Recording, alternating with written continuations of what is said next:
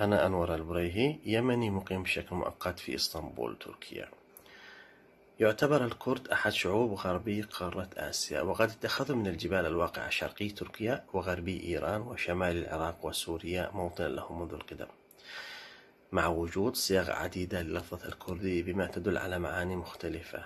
منذ العصور القديمة كان هناك شعب تميز بكل المميزات القومية.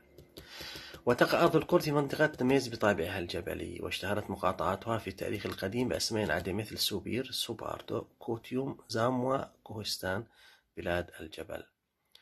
ولا تؤلف كردستان اليوم أرضا ذات حدود سياسية معينة معترف بها، وإنما تشكل جزءا من أراضي دول تركيا، إيران، العراق وسوريا. أما أسلاف الكرد فهم اللولو، الكوتيون، الحوريون، الميتانيون، الكاشيون، الميديون، المانيون، الكاردخيون.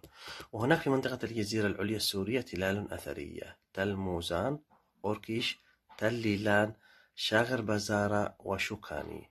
أما أوركيش فقد كانت مركزا للمملكة الحورية في أواخر القرن الثالث قبل الميلاد، كما كانت مدينة دينية مهمة ومركزا لعبادة الإله كوماربي، الإله الأساسي في الأساطير الحورية.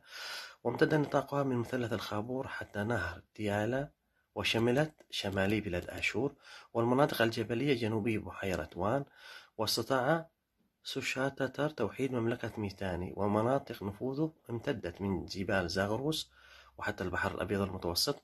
وكانت عاصمة سوشاتتر هي مدينة وشوكاني، رأس العين الحالية في محافظة الحسكة. أما أهم الحكومات الكردية في العهد الإسلامي فهي الروادية، السلارية، الحسناوية، الشدادية، الدستوكية، المروانية، اللارية، الأيوبية، الأردلانية. أما الدولة الدستوكية الكردية فقد تأسست عام 982 ميلادية، ومؤسسها بادين دوستوك، وشمل حكم الدولة الدستوكية كافة الأراضي الواقعة من ولاية آمد، ديار بكر، ماردين، سيرت، بدليس، وقسما من ولاية موش وقضاء أرديش، وأجزاء من الزاك والرها، وقسم منطقة الجزيرة في كردستان سوريا. شملت منطقة سريكانية، رأس العين، حتى نهر دجلة، والذي تقع فيه الآن مدن الدرباسية، عامودا، القامشلو، ديريك. وقد دامت الدولة الدستوكية حوالي 100 عام. تم تقسيم كردستان للمرة الأولى بين الصفويين والعثمانيين بعد معركة جالديران عام 1514 ميلادية، كما تم تقسيمها للمرة الثانية في اتفاقية سايكس-بيكو عام 1916.